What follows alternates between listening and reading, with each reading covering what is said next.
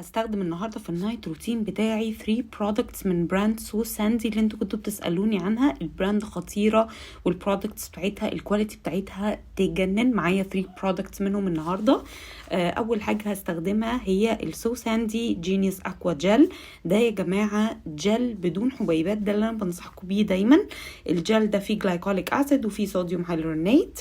ده بقى بيعمل ان هو بيشيل الطبقه السطحيه من الجلد، وده طبعا بيؤدي بقى للنضاره وبيساعد ان انت تخلصي من التصبغات. وزي ما انتم شايفين بيطلع بالجلد الميت. لو انت بشرتك عاديه استخدميه مره في الاسبوع، لو دهنيه استخدميه مرتين في الاسبوع.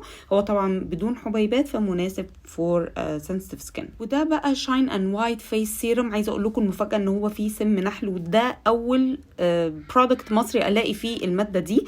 الماده دي فيها حاجه اسمها الميلاتين، دي بتحفز انتاج الكولاجين، وطبعا هتلاقوا فيه ترانكزاميك